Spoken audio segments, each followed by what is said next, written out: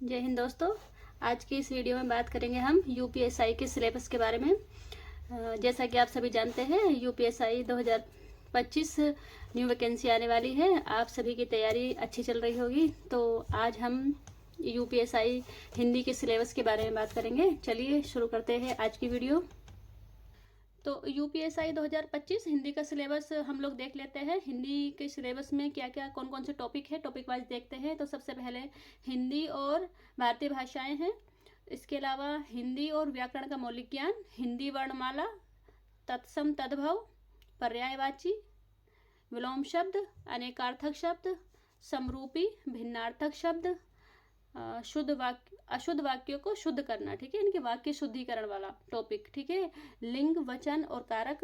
इसके अलावा सर्वनाम, क्रिया, विशेषण, काल, वाच्य और अव्यय। इसके अलावा उपसर्ग, प्रत्यय, संधि, समास, विराम चिन्ह, मुहावरे और लोकोक्तियां, रस, छंद, अलंकार, अपठित गद्यांश, हिंदी में जो प्रसिद्ध कवि, लेखक और उनकी रचनाएं हैं वो पढ़नी है। हिंदी भाषा में कौन कौन से पुरस्कार है वो देखना है, और विविध। जितना सिलेबस आप लोगों ने देख लिया, तो सबसे पहले आपको क्या करना है, सिलेबस को कंप्लीट करना है। तो सिलेबस को कैसे कंप्लीट करेंगे आप, चाहे ऑनलाइन प्लेटफॉर्म से, चाहे ऑफलाइन प्लेटफॉर्म से, या सेल्फ आप स्टडी करके अपने नोट्स बना के अपना सिलेबस को कंप्लीट करना है, ठीक है।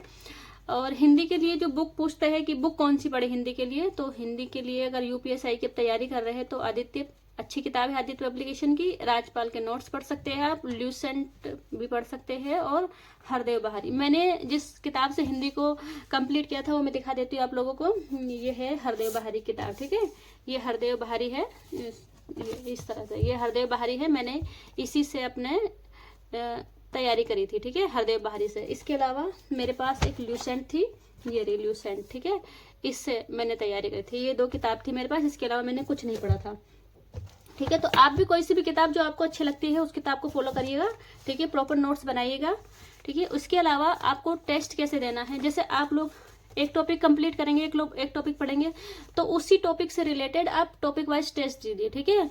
और उसमें देखिएगा आप लोग कि आप कौन से क्वेश्चन इजीली कर रहे हैं और कौन से क्वेश्चनों पे आप अटक रहे हैं, ठीक है। जिन क्वेश्चन पे आप अटके उनको मार्क करिए, ठीक है, मार्क करेंगे। और जो आपको न्यू क्वेश्चन मिलता है आप उनको अपने नोट्स में आप उनके नोट्स बना लीजिए, ठीक है। और रिवीजन कैसे करना है, जैसे आपने कल एक टॉपिक पढ़ा, ठीक है, उसमें जो क्वेश्चन आपको नहीं आ रहे आपने उनको मार्क कर लिया, ठीक है। मार्क करने के बाद अब आप क्या करेंगे, जो नेक्स्ट टॉपिक को पढ़ेंगे या रिवाइज करेंगे, तो आप पिछले वाला टॉपिक पिछले वाले टॉपिक में जिन क्वेश्चंस को आपने मार्क किया था, आप अगले दिन उन क्वेश्चनों को भी पढ़ेंगे। इससे क्या होगा, आपका पीछे का छूटेगा नहीं, पीछे का भी आप रिवाइज करते चले जाएंगे और आगे का भी आपका रिवीजन होता चला जाएगा। मैंने यही स्ट्रेटजी को फॉलो किया था कि मैं जब किसी भी टॉपिक को पढ़ती थी तो उसके पीवाईक्यू, उससे रिलेटेड पीवाईक्यू और उससे रिलेटेड एमसीक्यूज में देखती थी। जो क्वेश्चन मुझे नहीं आते थे मैं उनका नोट्स बनाती थी, और जो क्वेश्चन मुझे नहीं मिलते थे मैं उनका भी नोट्स बनाती थी, और जो मुझे नहीं आ रहे थे तो मैं उनको मार्क कर देती थी कि जब मैं अगली बार रिवीजन करूंगी तो मैं इन क्वेश्चनों को जरूर देखूंगी। तो आप लोग भी ऐसा करिए, जो क्वेश्चन आपको नहीं आ रहे आप उनको मार्क करिए। मार्क करने के बाद जब आप अगले टॉपिक को रिवाइज करेंगे ना, तो अगले टॉपिक के साथ साथ पिछले उन क्वेश्चनों को भी रिवीजन करना है आपको जो आपको नहीं आ रहे हैं, ठीक है। इसके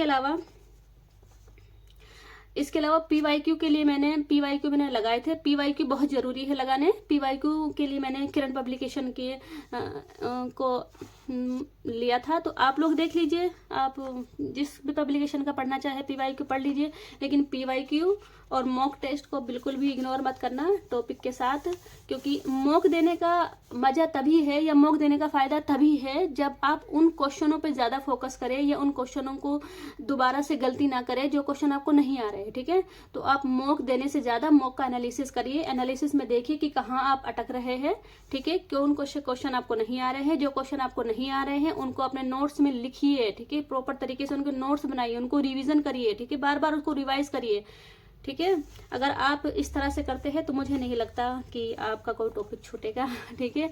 और नंबर भी अच्छे आएंगे आपके हिंदी में, तो हिंदी को इग्नोर मत करना। हिंदी बहुत अच्छा सब्जेक्ट है और बहुत स्कोरिंग सब्जेक्ट है। यहाँ पे आप जितना अच्छा कर ले जाएंगे उतना आपके लिए बहुत बेनिफिट है, ठीक है। तो आज की वीडियो में बस इतना ही, मिलते हैं अगली वीडियो में। Okay, bye bye.